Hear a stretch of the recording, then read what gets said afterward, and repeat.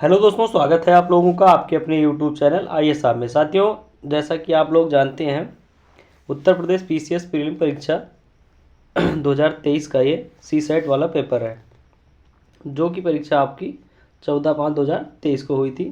पूर्णांक इसका था 200 नंबर का। टोटल 100 क्वेश्चन थे। ठीक है, 2 नंबर का एक क्वेश्चन था। आपको इसमें 33% मार्क लाना जरूर होता CSET में। ठीक है, कम से कम 33% नंबर चाहिए, तभी आप एग्ज़ाम में पास माने जाओगे प्री वाले में। ठीक है, तो चलिए देरी ना करते हुए हम शुरू करते हैं क्वेश्चन नंबर 1 से। क्वेश्चन नंबर 1 है, निम्नलिखित में से सही विराम चिन्ह से युक्त वाक्य का चुनाव कीजिए। ऑप्शन ए है सुनो सुनो गा रही है, सुनो सुनो वह गा रही है। ऑप्शन बी है राम लक्ष्मण और शत्रुघ्न पधारे, राम लक्ष्मण और शत्रुघ्न पधारे। ऑप्शन सी है राम नरेश गोबर गणेश है, राम नरेश गोबर गणेश है। क्या आप हरिद्वार से आ रहे हैं? क्या आप हरिद्वार से आ रहे हैं? सुनो सुनो वह गा रही है, ये जो है इसमें ऑप्शन ए जो है बिल्कुल सही है। सुनो सुनो सुनो सुनो हलंत लगा है, वह गा रही है, उसके बाद में पूर्ण विराम लगा हुआ है। यहाँ राम लक्ष्मण और शत्रुघ्न पधारे, यहाँ विस्मय वाचक चिन्ह लगा हुआ है दोनों की तरफ। उसके बाद राम नरेश गोबर गणेश है, गोबर गणेश है। यहाँ जो ये वो लगा है डैश, ठीक है, यहाँ ये नहीं होना चाहिए। राम नरेश गोबर गणेश है, उसके बाद यहाँ पूर्ण विराम होना चाहिए। क्या आप हरिद्वार से आ रहे हैं? क्या आप हरिद्वार से आ रहे हैं? तो यहाँ प्रश्नवाचक का चिन्ह होना चाहिए। ठीक है, ऑप्शन नंबर जो ए है वो सही लिखा है, बाकी तीनों में गलती है। ठीक है, दिए गए विकल्पों में सही विराम चिन्ह युक्त वाक्य है सुनो सुनो वह गा रही। अन्य विकल्पों में दिए गए वाक्यों के शुद्ध रूप इस प्रकार हैं। राम नरेश गोबर गणेश है, यहाँ जो ये लगा है डैश, कोई बात नहीं, यहाँ पूर्ण विराम नहीं लगा था राम नरेश गोबर गणेश वाले में। ठीक है, राम लक्ष्मण, राम में कामा लगा, राम लक्ष्मण और शत्रुघ्न पधारे, राम हो गया लक्ष्मण हो गए और 3 आदमियों है, तीन आदमियों की बात कही गई है, 3 व्यक्तियों की बात कही गई, तो यहाँ और का और लगा दिया गया। ठीक है, पूर्ण विराम यहाँ ऐसे हो गया। ठीक है, क्या आप हरिद्वार से आ रहे हैं, यहाँ प्रश्नवाचक चिन्ह लगना चाहिए था, जो अभी बताया था मैंने। ठीक है, तो जो ऑप्शन नंबर ए था वो बिल्कुल सही था।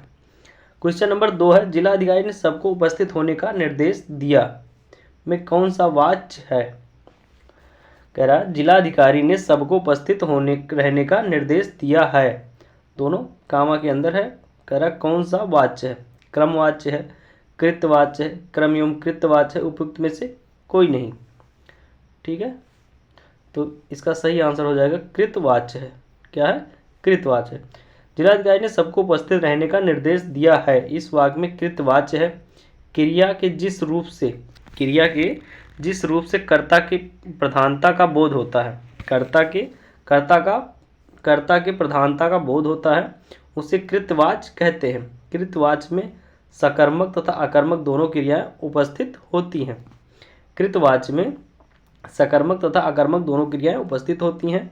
उदाहरण के लिए रमेश आम खाता है, रमेश आम खाता है, ग्वाल बाजार से दूध लाता है। ये हो गया कृतवाच्य का उदाहरण। क्वेश्चन नंबर 3 है, निम्नलिखित वाक्यों में से वह वाक्य चुनिए जिसमें सर्वनामिक विशेषण का प्रयोग किया गया है। निम्नलिखित वाक्यों में से वह वाक्य चुनिए जिसमें सर्वनामिक विशेषण का प्रयोग किया गया है। ऑप्शन ए है वह बहुत सौम्य है, वहाँ सैकड़ों लोग उपस्थित थे। ऑप्शन सी है 5 लीटर दूध खरीदो। ऑप्शन डी है कोई आदमी आ रहा है, कोई आदमी आ रहा है, कोई आदमी आ रहा है। ठीक है, सार्वनामिक वह बहुत सुंदर है, एक व्यक्ति की बात कही गई, केवल वह बहुत सुंदर है। वहाँ सैकड़ों लोग उपस्थित हैं। वहाँ सैकड़ों लोग उपस्थित हैं। एक गिनती दे दी गई, सैकड़ों से ऊपर नहीं है, मतलब इससे ज़्यादा। 5 लीटर दूध खरीदो, ये भी 5 लीटर की बात कर रहा है। कोई आदमी आ रहा है, कोई आदमी है जिसका नाम नहीं पता है, कोई आ रहा है। कोई आदमी आ रहा है, इस वाक्य में सार्वनामिक विशेषण का प्रयोग किया जाता है जब सार्वनामिक शब्द संज्ञा के पहले प्रयुक्त होकर उसकी विशेषता बताते हैं, तब वह सार्वनामिक विशेषण कहलाते हैं। उदाहरण, कुछ लोग आपस में झगड़ा कर रहे हैं, कोई आदमी दरवाजे पर आया है। ठीक है, ये हो गया सार्वनामिक विशेषण का उदाहरण। क्वेश्चन नंबर 4 है, अत्याधिक में कौन सी संधि है? अत्याधिक में कौन सी संधि है? गुण संधि है, वृद्ध संधि है, यण संधि है या अयाद संधि है?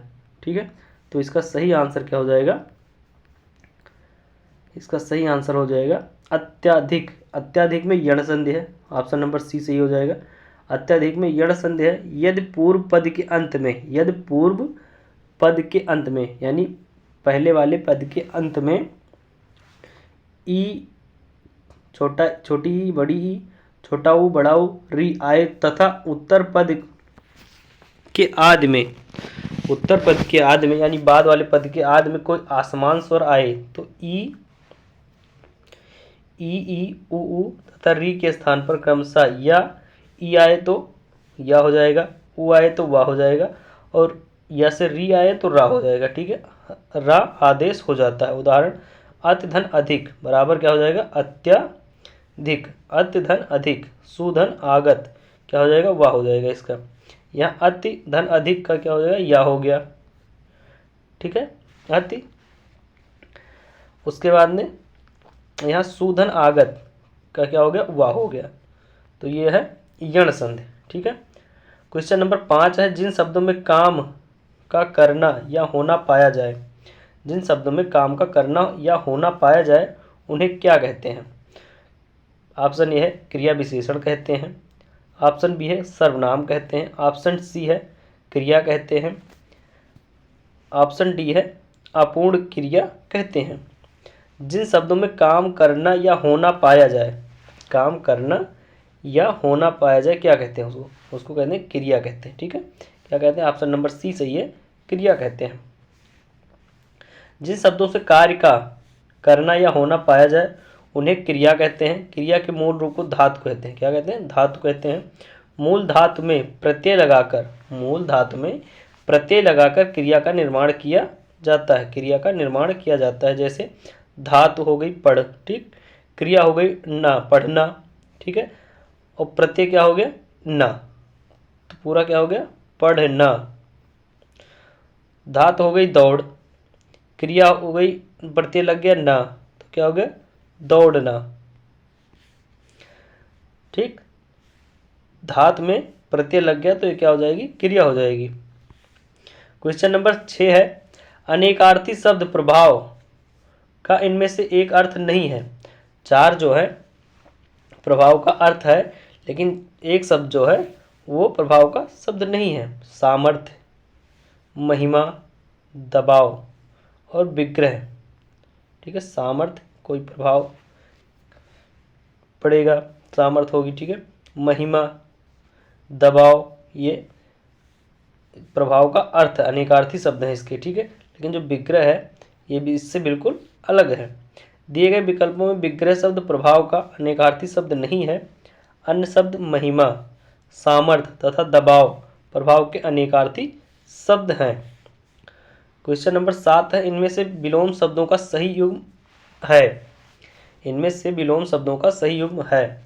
ऑप्शन ए है आकुंचन और प्रासरण, ऑप्शन बी है अल्पज्ञ और अवज्ञ, ऑप्शन सी है सन्मुख और उन्मुख, ऑप्शन डी है अस्थावर और चंचल। तो इसमें कह रहा है विलोम शब्दों का सही युग्म है। 3 ऑप्शन जो दिए हैं वो बिल्कुल गलत हैं, एक ऑप्शन जो है वो सही है। तो इसमें यहाँ अस्थावर का जंगम होगा, ठीक है, अल्पज्ञ का बहुज्ञ हो जाएगा, सन्मुख का उन्मुख, सम्मुख का विमुख होगा। ये आकुंचन और प्रासरण जो है बिल्कुल सही ऑप्शन है, बाकी तीनों गलत हैं। ठीक है, दिए गए विकल्पों में आकुंचन, प्रासरण, विलोम शब्दों का सही युग्म है। विकल्पों में दिए गए अन्य विलोम शब्दों के सही युग्म इस प्रकार हैं। सन्मुख का विमुख हो गया, अल्पज्ञ का बहुज्ञ हो गया, स्थावर का जंगम हो गया। ठीक है। उसके बाद में क्वेश्चन नंबर 8 है, निम्नलिखित में से निम्नलिखित एक शब्द युग्म सरस्वती का पर्यायवाची नहीं है। निम्नलिखित 4 शब्द दिए गए हैं जिसमें कह रहा है सरस्वती का जो एक है वो पर्यायवाची नहीं है, बाकी जो 3 शब्द हैं वो सरस्वती के पर्यायवाची हैं। हेम और हिरण्य। ऑप्शन ए है हेम या हिरण्य। उसका ऑप्शन बी है गिरा, बीड़ा, पाड़ी। ऑप्शन सी है शारदा और वागीसा। ऑप्शन डी है भारती और वाणी। तो इसका जो ऑप्शन ए है हे और हिरण्य, ये सरस्वती का पर्यायवाची शब्द नहीं है। बाकी शारदा और वागीसा, गिरा, बीड़ा, पाड़ी, भारती और वाणी, ये तीनों सरस्वती के पर्यायवाची शब्द हैं। बाकी जो हेम और हिरण्य है वो सरस्वती का पर्यायवाची नहीं है। दिए गए विकल्पों में हेम, हिरण्य शब्द युग्म सरस्वती का पर्यायवाची नहीं है। सरस्वती का पर्यायवाची शारदा, वागीसा, भारती, वाणी, गिरा, बीड़ा, पाड़ी आदि। स्वर्ण का पर्यायवाची होगा हेम, हिरण्य, सोना, कनक, कुंदन, कंचन आदि। क्वेश्चन नंबर 9 है, निम्नलिखित में से कौन सी लोकोक्ति लाक्षणिक अर्थ सहित नहीं है। निम्नलिखित में से कौन सी लोकोक्ति लाक्षणिक अर्थ सहित नहीं है। निम्नलिखित में से कौन सी लोकोक्ति लाक्षणिक अर्थ सहित सही है। ऑप्शन ए है जो बोले सो घी को जाए, जो बोले सो घी को जाए, महाकृपण। ऑप्शन बी है टके का सब खेल पैसा सब कुछ करता है। टके का सब खेल पैसा सब कुछ करता है, इसका लाक्षणिक अर्थ सही है बताना है। लोकोक्ति का जो लाक्षणिक अर्थ है वो सही बताना है, कौन सा सही है। उसके बाद सी है जर का जोर पूरा है और सब अधूरा, स्वाभिमान। जर का जोर पूरा है और सब अधूरा है। ठीक है, ये स्वाभिमान हो गया। ऑप्शन नंबर डी है जी जाए घी न जाए, दान देने वाला। जी जाए घी न जाए, तो इसमें कह रहा है जो लोकोक्ति शब्द दिए गए हैं उनके लाक्षणिक अर्थ जो है कौन सा सही है ये बताना है। तो इसका ऑप्शन नंबर बी सही है, टके का सब खेल है, यानी पैसा सब कुछ करता है। जो बोले सो घी को जाए, ये महाकृपण, ये भी गलत है।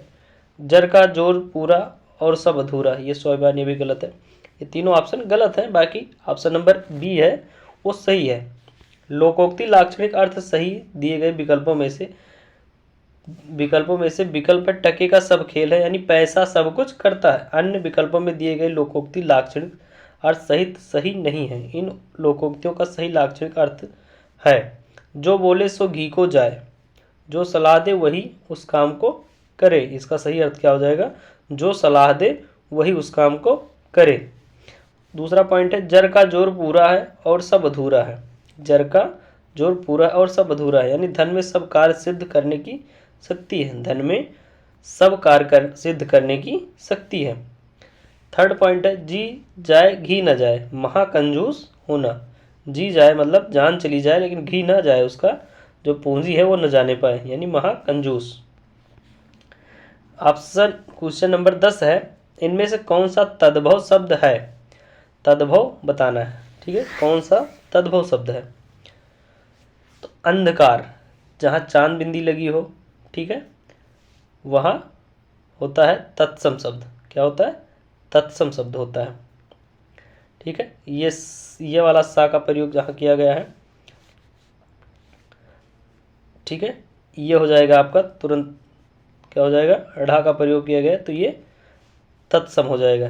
अश्रु, ये वाला सा का प्रयोग किया गया है या आधा सा और रा लगा है तो यहाँ भी क्या हो जाएगा, तत्सम शब्द हो जाएगा। यानी 3 ये जो है ये तत्सम शब्द है। जो तद्भव शब्द है ये है आक। आक हो जाएगा आपका तद्भव शब्द। दिए गए विकल्पों में आक शब्द तद्भव है जिसका तत्सम शब्द अर्क होता है। इसका तत्सम शब्द क्या हो जाएगा, अर्क होगा। ठीक है, आग का अर्क हो जाएगा तत्सम, अंधेरा का अंधकार होगा, आषाढ़, आषाढ़ ऐसे लिखा गया, आषाढ़ का आषाढ़, आंसू का अश्रु हो जाएगा, आंसू का अश्रु हो जाएगा, यहाँ तद्भव दिया गया है और यहाँ तत्सम दिया गया है। ठीक है, क्वेश्चन नंबर 11 है, अधोलिखित में से शुद्ध वर्तनी वाला शब्द है।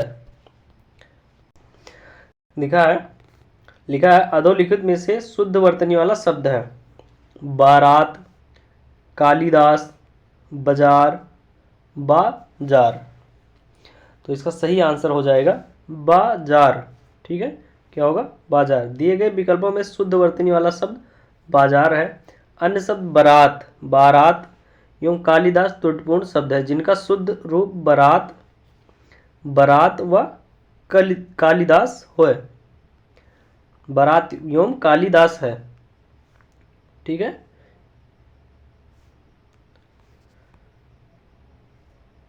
निर्देश प्रश्न संख्या 12 से 16 के लिए निम्नलिखित गद्यांश को ध्यान से पढ़िए तथा प्रश्न संख्या 12 से 16 तक के उत्तर इस गद्यांश के आधार पर दीजिए। हर एक राष्ट्र अपनी संस्कृति के बल पर ही प्रगति करता है। हर एक राष्ट्र अपनी संस्कृति के बल पर ही प्रगति करता है। सांस्कृतिक धरोहर के माध्यम से ही वह अपना जीवन सुखी, उपयोगी, शांत तथा आनंदमय बना सकता है। सभ्यता एवं संस्कृति, सभ्यता एवं संस्कृति में घनिष्ठ संबंध होते हुए भी अंतर है। सभ्यता एवं संस्कृति में घनिष्ठ संबंध होते हुए भी अंतर है। जीवन को श्रेष्ठ तथा उन्नत बनाने की साधनाओं का नाम संस्कृति है। जीवन को श्रेष्ठ और उन्नत बनाने की साधनाओं का नाम संस्कृति है और उन साधनाओं से प्राप्त जीवन प्रणाली का नाम सभ्यता है। और उन साधनाओं से प्राप्त जीवन प्रणाली का नाम सभ्यता है। किसी राष्ट्र की भौगोलिक परिस्थितियों का भी उनकी संस्कृति पर प्रभाव पड़ता है। किसी राष्ट्र की भौगोलिक परिस्थितियों का भी उनकी संस्कृति पर प्रभाव पड़ता है। क्वेश्चन नंबर 12 है, गद्यांश का सही शीर्षक है। गद्यांश का सही शीर्षक है, ऑप्शन ए है राष्ट्र के विकास में संस्कृति का योगदान, राष्ट्र के विकास में सभ्यता का योगदान। ऑप्शन सी है राष्ट्र के विकास में प्रकृति का योगदान। ऑप्शन डी है राष्ट्र के विकास में परिस्थिति का योगदान। तो इसका सही आंसर क्या हो जाएगा, इसका शीर्षक क्या बनेगा, राष्ट्र के विकास में संस्कृति का योगदान। ठीक है, सही आंसर ये होगा। उपयुक्त गद्यांश का उपयुक्त शीर्षक है राष्ट्र के विकास में संस्कृति का योगदान। क्वेश्चन नंबर 13 है, राष्ट्र के किस बल पर प्रगति करते हैं। राष्ट्र किस के बल पर प्रगति करते हैं, साहित्य के बल पर, कला के बल पर, संगीत के बल पर या संस्कृत के बल पर। तो इसका सही आंसर हो जाएगा संस्कृत के बल पर, संस्कृति के बल पर, इसके बल पर, संस्कृति के बल पर। उपयुक्त गद्यांश के अनुसार हर राष्ट्र संस्कृति के बल पर ही प्रगति करता है, अतः स्पष्ट है कि विकल्प डी सही उत्तर होगा। क्वेश्चन नंबर 14 है, गद्यांश में किस शब्द का प्रयोग नहीं है, संस्कृति का, प्रकृति का, सभ्यता का या परिस्थिति का। तो इसका सही आंसर हो जाएगा प्रकृति का प्रयोग नहीं किया गया है गद्यांश में, बाकी संस्कृति, सभ्यता और परिस्थिति का प्रयोग किया गया है। ठीक है, क्वेश्चन नंबर 15 है, प्रत्येक राष्ट्र की संस्कृति वहाँ की भौगोलिक परिस्थितियों पर भी निर्भर करती है, औद्योगिक परिस्थितियों पर भी निर्भर होती है, कलात्मक परिस्थितियों पर भी निर्भर होती है, उपयुक्त में से कोई नहीं। तो इसका सही आंसर क्या होगा, भौगोलिक परिस्थितियों पर भी निर्भर करती है। प्रत्येक राष्ट्र की संस्कृति वहाँ की भौगोलिक परिस्थितियों पर भी निर्भर होती है। ऑप्शन नंबर ए सही होगा। उपयुक्त गद्यांश के अनुसार प्रत्येक राष्ट्र की संस्कृति वहाँ की भौगोलिक परिस्थितियों पर निर्भर करती है। क्वेश्चन नंबर 16 है, सभ्यता और संस्कृति में क्या है, केवल घनिष्ठ संबंध है, केवल अंतर है, कोई संबंध नहीं, घनिष्ठ संबंध होते हुए भी अंतर है। तो इसका सही आंसर क्या हो जाएगा, क्या है, घनिष्ठ संबंध होते हुए भी अंतर है। इसी जो गद्यांश दिया गया है उसी में से हमें प्रश्न का उत्तर देना है। ठीक है, घनिष्ठ संबंध होते हुए भी अंतर है, यह शब्द लिया गया वहां से। ठीक है, उपयुक्त गद्यांश के अनुसार सभ्यता और संस्कृति में घनिष्ठ संबंध होते भी अंतर है। जीवन को श्रेष्ठ और उन्नत बनाने की साधनाओं का नाम संस्कृति है। जीवन को श्रेष्ठ और उन्नत बनाने की साधनाओं का नाम संस्कृति है और उन साधनाओं से प्राप्त जीवन प्रणाली का नाम सभ्यता है। द्विरुक्त संबंधी अशुद्ध वाक्य अशुद्ध शब्द नहीं है। द्विरुक्ति संबंधी अशुद्ध शब्द नहीं है। अच्छी संगति, आपकी भौदिया, गजराज हाथी, अच्छा सदुपयोग, अच्छी संगति जो है, ये दो दो द्विरुक्ति संबंधी अशुद्ध वाक्य शब्द नहीं है। यानी आपकी और भौदिया लिखा गया तो यानी एक ही शब्द तो अलग अलग लिखे गए लेकिन मतलब एक ही हुआ, यानी डबल चीज एक बार लिखी गई है। ठीक है, गजराज और हाथी, गजराज मतलब भी हाथी हो गया और हाथी का मतलब भी हाथी। अच्छा सदुपयोग, अच्छा मतलब अच्छा तो ही है, सदुपयोग मतलब अच्छा उपयोग। ठीक है, तो यहाँ डबल बार, लेकिन अच्छी संगति, संगति हो गई, बुरी संगति यहाँ भी लिख सकते हैं। अच्छी संगति ये मतलब दो शब्दों का प्रयोग एक बार नहीं किया गया है यहाँ। ठीक है, इसका अर्थ यह है कि यहाँ दो शब्दों का प्रयोग एक ही बार नहीं किया गया है। दिए गए विकल्पों में अच्छी संगत द्विरुक्त संबंधी अशुद्ध नहीं है। गजराज एवं हाथी पर्यायवाची शब्द हैं। भौदिया के साथ आपकी तथा सदुपयोग के साथ अच्छा शब्द का प्रयोग अशुद्ध है। ठीक है, भौदिया के साथ हम आपकी शब्द का प्रयोग नहीं कर सकते, सदुपयोग के साथ अच्छा का प्रयोग नहीं कर सकते। सदुपयोग मतलब अच्छा तो ही है, वो पहली बात। ठीक है, गजराज के साथ गजराज और हाथी एक ही हो गया, दोनों का पर्यायवाची हो गया। उसके बाद में क्वेश्चन नंबर 18 है, लोधांती इनमें से किस बोली की उपभाषा के अंतर्गत आती है? लोधांती इनमें से किस बोली की उपभाषा के अंतर्गत आती है? ऑप्शन ए है बुंदेली, ऑप्शन बी है मालवी, ऑप्शन बी है मालवी, ऑप्शन सी है गढ़वाली और ऑप्शन डी है छत्तीसगढ़ी। तो इसका सही आंसर हो जाएगा बुंदेली। लोधांती बोली बुंदेली की उपभाषा है। क्या है? बुंदेली की उपभाषा है। बुंदेली भाषा बुंदेलखंड क्षेत्र में बोली जाती है। चंबल और यमुना नदियों के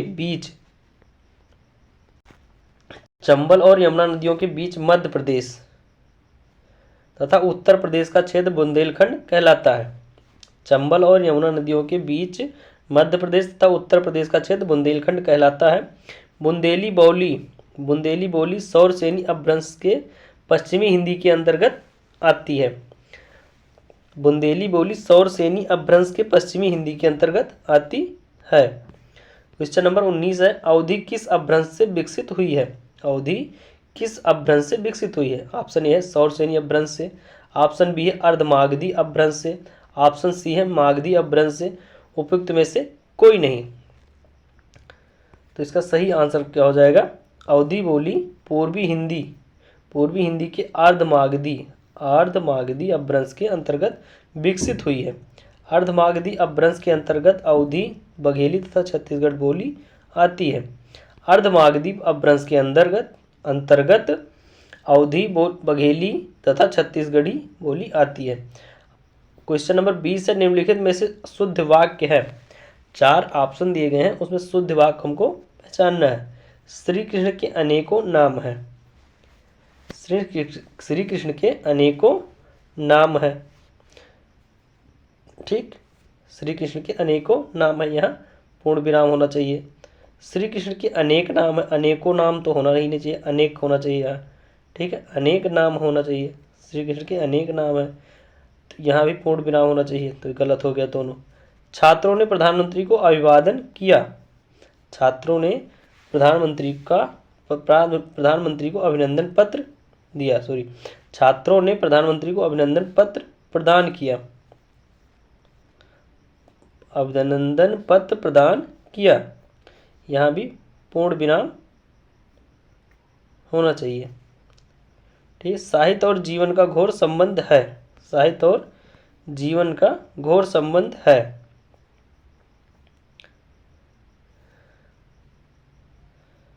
यहाँ देखा जाए तो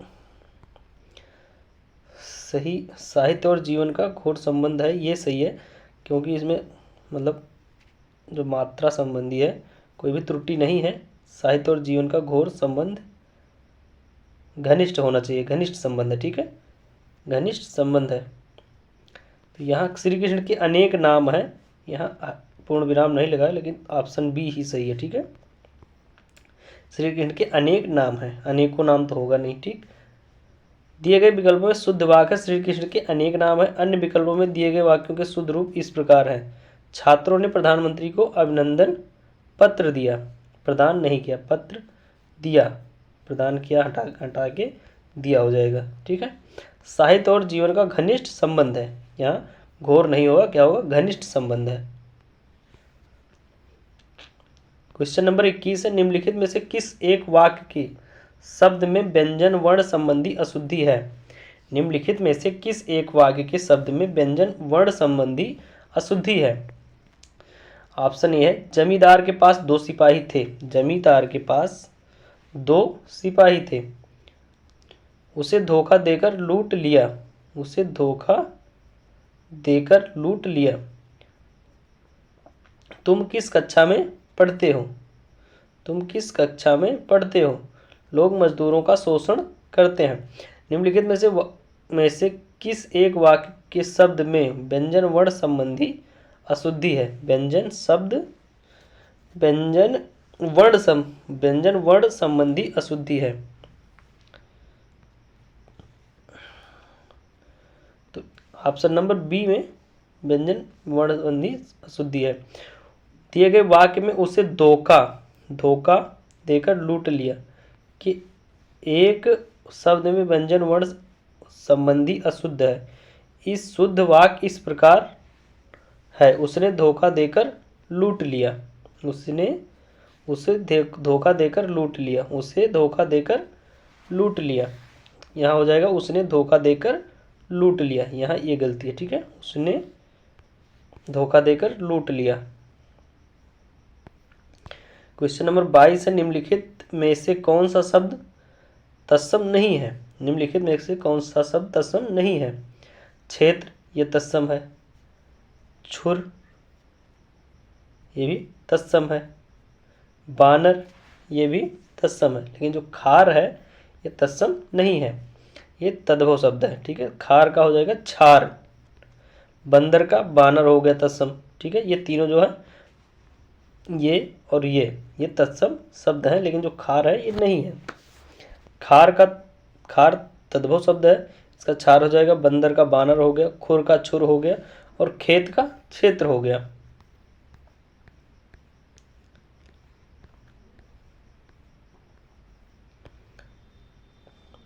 क्वेश्चन नंबर 23 है, घोघा बसंत मुहावरे का अर्थ है। घोघा बसंत मुहावरे का अर्थ क्या है। बस में होना, मूर्ख, बुद्धिमान, व्यवहार कुशल। तो इसका सही आंसर हो जाएगा मूर्ख। घोघा बसंत मतलब क्या होगा, मुहावरा का मतलब मूर्ख होगा। घोघा बसंत मुहावरे का अर्थ है मूर्ख। वाक्य प्रयोग, रवि घोघा बसंत ही था जो उसने अजय को कुश्ती में चुनौती दिया।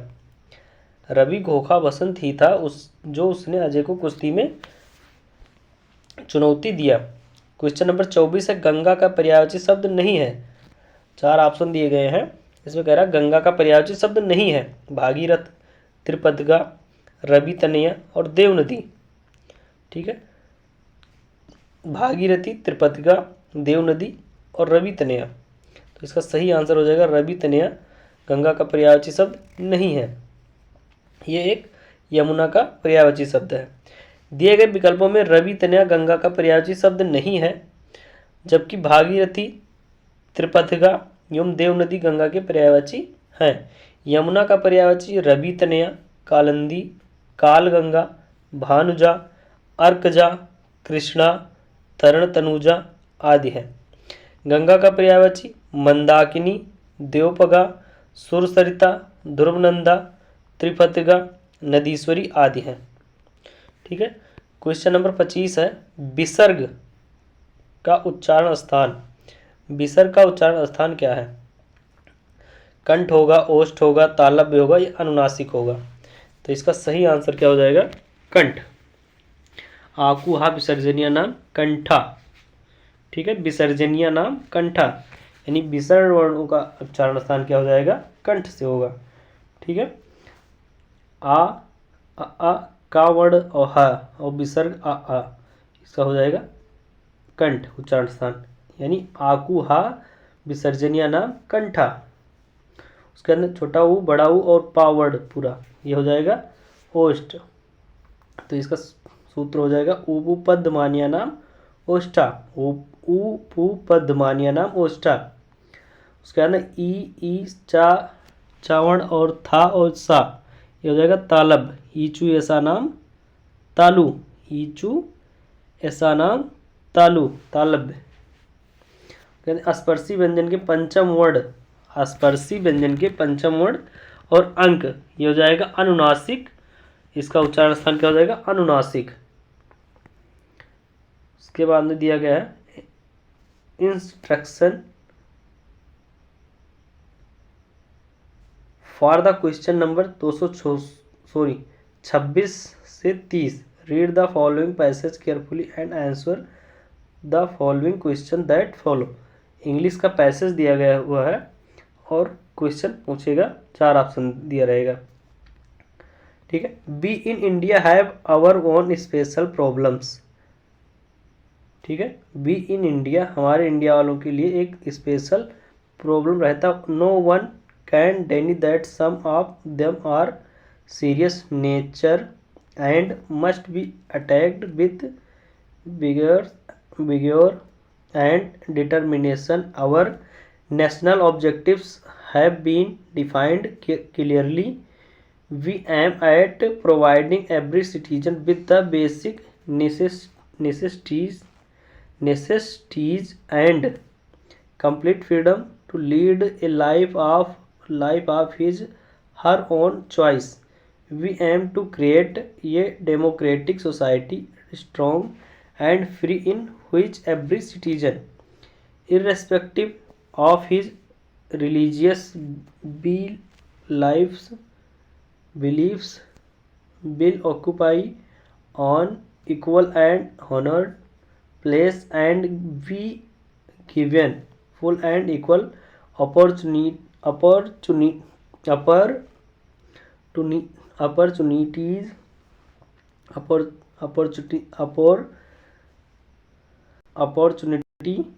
for growth and service. We aim at ending untouchability and doing away with the present inequalities of status and wealth. We are opposed to the concentration of wealth in a few hands. ठीक है, question दिया गया है, this passage could most probably be a part of, this passage could most probably A part of the Indian constitution. इसका जो passage दिया गया है वो किस पार्ट से लिया गया है। ठीक है, द इंडियन कॉन्स्टिट्यूशन से, ये बुक ऑन पॉलिटिकल साइंस से, ये स्पीच, ये पर्सनल लेटर। ठीक है, तो इसका सही आंसर हो जाएगा ये speech. According to the meaning of the passage, this passage could most probably be a part of ये speech, hence option C will be is correct. ये एक भाषण से लिया गया शब्द है। ठीक है, इसका सही आंसर हो जाएगा A speech. Question number 27, according to the author our national objective is to, तो इसका सही आंसर हो जाएगा B, promote individual freedom and prosperity, promote individual freedom and prosperity. ठीक है, आंसर होगा according to the author our national objective is to promote individual freedom and prosperity, hence option B will be correct answer. Question number 28 है, pick out the wrong statement. Option A है, the problem of Indians are like anyone else. Option B है, there is no uncertainty about our national objectives. Option C है, some of our problems can be handled only strong people. Option D है, our goal is to build an India free from economic exploitation. तो इसका सही answer हो जाएगा option number A सही होगा। According to the passage the problems of Indians are like be anyone else be wrong statement, hence option A will be is correct answer. Question number 29 है, the underlined word in the passage vigour means. The underlined word in the passage vigour means. Vigour का मतलब क्या होता है? Option A है physical tension, B forcefulness of language, option C है loose temper, option D है force. तो इसका सही आंसर क्या हो जाएगा? फोर्स। ठीक है, बल। Underlined word in the passage vigour means force, hence option D will be correct answer. Question number 30 है, what is the synonyms of the phrasal verb doing away with used in the passage. What is the synonyms of the phrasal verb doing away with used in the passage. Option A है abolish, option B है doing with, option C है remain for ever, option D है create. तो इसका सही answer क्या होगा? Abolish. ठीक है, doing away with to get rid of सिथ synonyms abolish, eliminate, terminated and. Abolish का सिनोनिम क्या हो जाएगा? Eliminate, terminate and other, option B different meaning.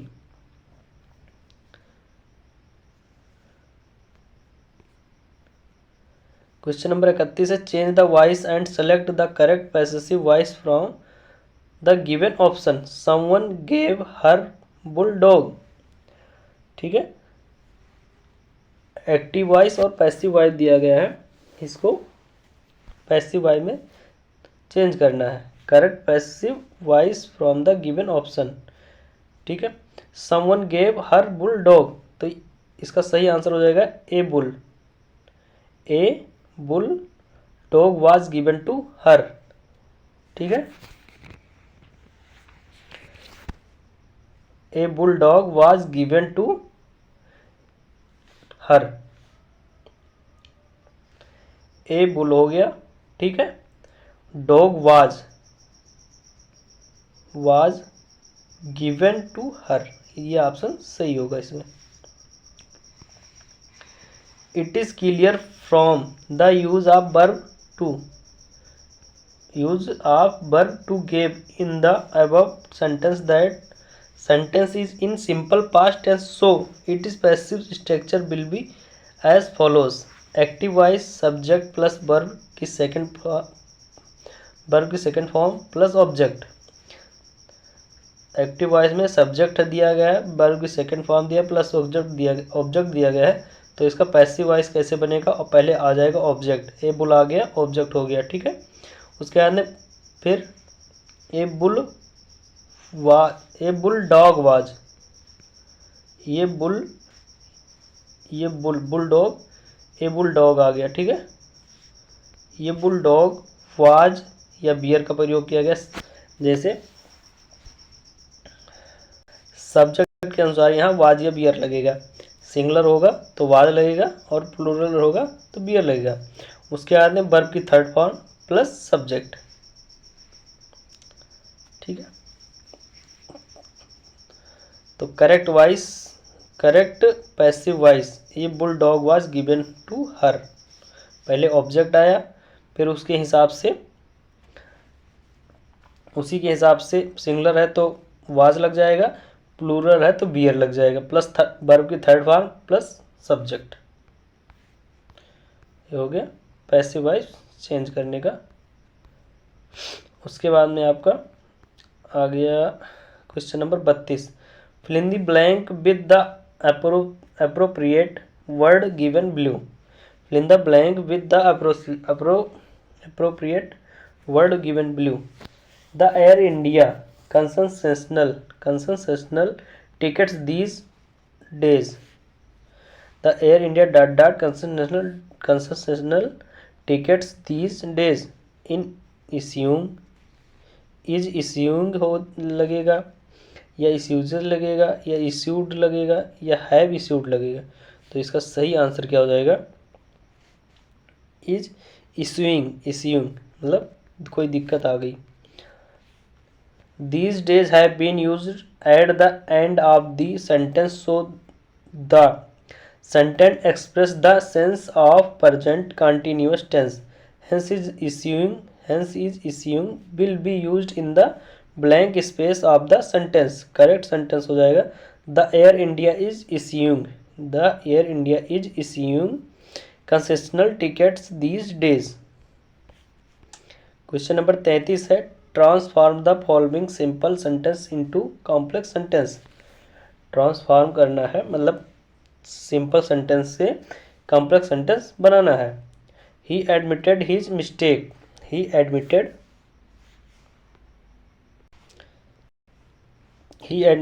Mistake. तो इसको सिंपल सेंटेंस से कॉम्प्लेक्स सेंटेंस में कन्वर्ट करना है, ठीक है, ट्रांसफॉर्म करना है। तो इसका सही आंसर क्या हो जाएगा? He admitted that was his mistake गलत हो गया। He admitted to making a mistake ये भी गलत है, ठीक है। इसका सही आंसर हो जाएगा He admitted that he had made a mistake, ठीक है। He admitted that लग गया, He had made a mistake। फिर वही सब्जेक्ट आ गया, उसके बाद वर्ब के हिसाब से had या have का प्रयोग हो गया, ठीक है। मेड ये मिस्टेक, इसका सही आंसर ये हो जाएगा।